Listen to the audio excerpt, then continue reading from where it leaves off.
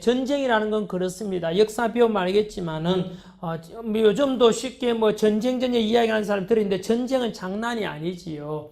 그래서 전쟁 좋아한다 또는 싸우자 이런 새끼 있으면 네가 제일 먼저 나가서 싸우다 뒤져라라고 말하고 싶어요. 쉽게 말할 게 아닙니다. 우리는 지금 여러분들은 우리나라 역사상 가장 태평성대에 살고 있어요. 선생님 무슨 소리 하십니까? 당장 이렇게 어렵고 경제 어렵고 코로나 시국인데 뭔 태평성대예요. 역사를 공부해보면 알 수 있죠. 우리나라 역사상 이렇게 굶주리지 않고 이렇게 잘 살 수 있는 게 역사적으로 우리나라가 이렇게 잘 나간 게 세계사 속에 지금밖에 없습니다. 쉽게 말하면은 여러분들 전쟁이 우리 역사상 900여 회 차례 있었지 않습니까? 토탈해 보면은 큰 전쟁이 대단히 많았고요. 그 전쟁이 나타나게 되면은 우리가 고민하는 주제가 달라져요. 쉽게 말하면은 지금 우리가 고민하는 문제는 뭐죠? 취업에 관한 거, 그리고 아파트를 살까 말까 하는 거, 또 그죠? 이런 고민이지 않습니까? 그런데 전쟁이 나는 순간 우리의 고민은 그 원초적으로 변해갑니다.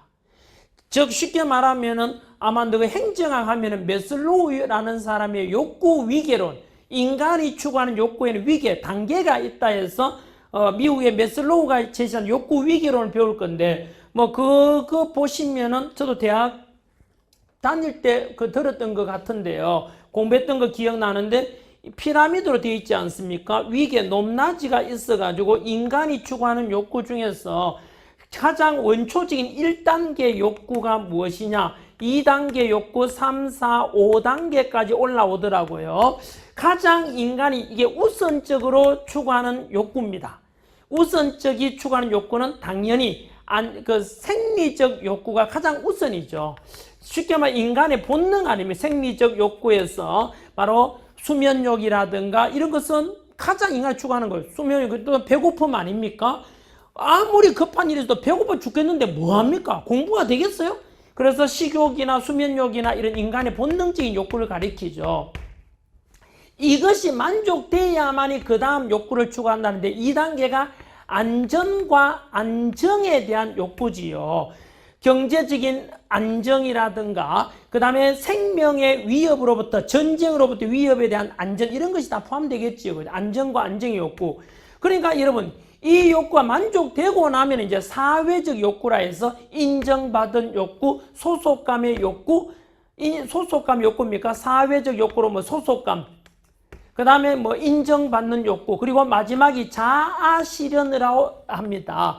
그래서 가장 목표, 그리고 위로 가면 갈수록 욕구 충족시켰을 때 만족도가 높다라고 제가 알고 있어요. 쉽게 말하면은 여러 가지 해석할 수 있는데요. 인간이 추구하는 욕구 중에 이것이 만족돼야만 그 다음 욕구를 추구하고 그 다음 욕구를 추구하고 그 다음 욕구, 그 다음 욕구를 추구한다고 들었는데 위로 가면 갈수록 욕구 충족에 대한 만족도는 커진다고 합니다. 쉽게 말하면 수면욕이나 또는 식욕 이런 걸 만족됐다고 해서 행복에 미치겠다. 배불러 행복에 미치겠다. 이런 사람은 없죠. 가장 기본적인 욕구가 되겠고요. 그 다음에 안전과 안정. 배고픔이 이제 해결되고 나면 그 다음에 안정에 대한 욕구. 공무원 시험 돼야 되는 합격하는 이유는 안정의 욕구를 만족되기 때문이죠. 아무래도 기업에 가는 것보다 공무원은 신분 보장되고 그러다 보니까 상대적으로 안정의 욕구가 만족되니까 인간이 추구하는 욕구 중에 굉장히 중요한 거 아닙니까? 그죠? 그 다음 욕구가 이제 소속감이 이런 건 이제 혼자 살 수는 없다는 겁니다. 쉽게 말하면 행복이라는 것은 인간 관계에서 나오지 않습니까? 친구로부터 또는 고양이와의 관계도 같은 거죠. 개 키우면서 이런 것도 나 혼자서 얻어지는 행복이라기보다는 누구와 함께 소속되고 친구 만나면서 더 기뻐지고 직장 가서도 마찬가지 아닙니까? 소속감의 욕구, 그 다음에 인정의 욕구, 이것도 대단히 큽니다. 인류 문명사가 발달했는 요인으로 어떤 사람은 인정받고 싶은 욕망 때문에 인류 문명이 발달했다고 보는 사람, 주장하는 사람도 있어요. 쉽게 말하면 위대한 걸 발명하면 안아주잖아요. 여러분 공무원 시험 합격하면 너가 행복한 이유가 뭔데? 인정의 욕구가 만족된 거죠. 쉽게 말하면 야, 너 공무원 시험 합격했는데 네 혼자밖에 없어. 뭐가 행복하냐? 합격했다. 야, 내가 공무원 시험 합격함으로 해서 바로 우리 부모님으로부터 인정받고 친구로부터 인정받는, 그죠? 이것이 얼마나 큰 그 기쁨입니까? 인정의 욕구. 그래서 여러분 사람이 또 존중해야 되는 이유도 여기에 있다고 볼 수도 있죠. 쉽게 말하면 여러분 어느 누구나 무시해 당하는 건 싫지 않습니까? 저는 강사로도 여러분한테 존중받고 싶고 여러분도 저희가 굉장히 존중합니다. 여러분도 마찬가지로 야, 너 생각해봐. 내가 수강생이 뭐 몇만 명 된다고 해서 야, 너 씨발로 일로 와. 이러면 안 하잖아요. 여러분에 대해서 여러분 내 고객이기도 하고 저는 굉장히 여러분도 존중하지 않습니까? 인정하는 것도 중요하지요. 서로가 존중하고 인정해 주는 거. 다음에 너희도 마찬가지죠.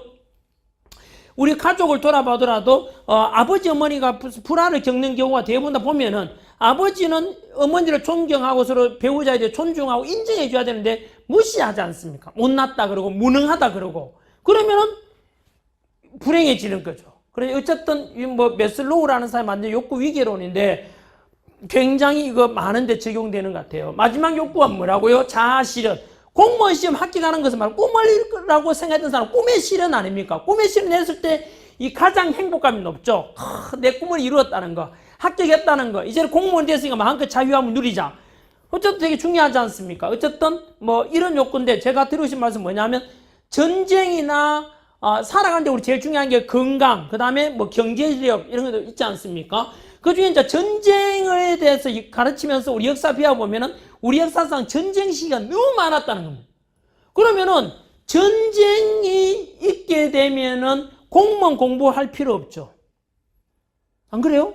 전쟁 중이라면 당장 나와 우리 가족과 내 사랑하는 친구가 살아남는 게 목표입니다. 그렇지 않습니까? 그렇게 전쟁이 끝나고 안정되면 이제 직업도 갖고 뭐 하겠지만 이 욕구, 안전과 안정 욕구가 너무나 중요하고 그걸 지켜주는 게 바로 경찰과 군인입니다. 대단히 소방관도 마찬가지 아닙니까? 그러니까 중요하다고 볼 수 있죠. 어쨌든 함부로 전쟁이라고 이야기하면 안 되죠. 우리 역사상 아까 이런 말 했지 않습니까? 이렇게 우리나라에 태평성대 없었다 그랬죠. 선생님 여전히 서민들 어렵잖아요. 야, 이거는 미리 말하는데 어느 시대 어느 나라나 모든 사람이 다 이렇게 만족되고 이런지는 못합니다. 청동기 시대 계급 발생한 이후로 계층이 존재하지 않습니까? 이거 필요 없어. 똑같이 잘 살자 하다 사회주의 해봤다가 다 망했잖아요.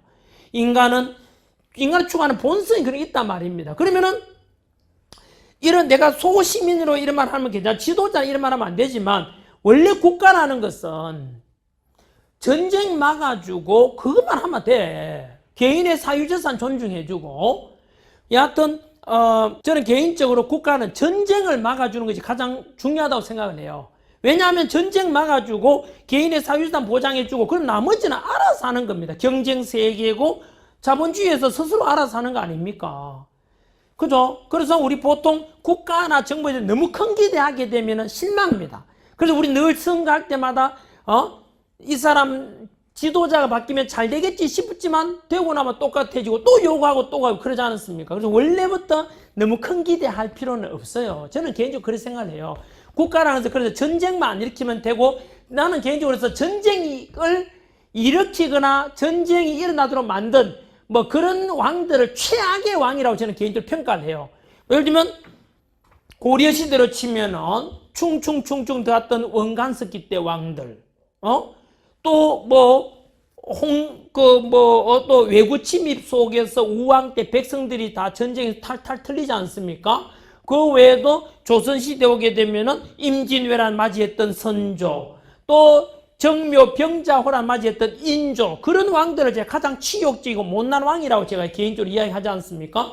어쨌든 백성들을 전쟁터에 놓이게 만들었으니까요. 아무튼 그렇게 본다면 우리나라는 지금은 전쟁이 없지 않습니까? 절대 굶주림은 없어졌지 않습니까? 그 다음 욕구를 추구하고 있으니까 상당히 수준 높은 욕구를 추구하고 있는, 그러니까 역사 속에 보면 우리나라는 지금 6.25 전쟁 이래로 한 60-70년간 전쟁이 없었다고, 이런 시기가 잘 없었다니까요. 이해됩니까? 그러니까 우리나라는 그렇게 보면 지금 굉장히 태평성대다, 저는 개인적으로 이렇게 생각하는 거죠. 상대적으로 어차피 봐야 되니까. 그죠? 지금도 여전히 서민들 어렵고 전부 다 상대적 빈곤이지 않습니까?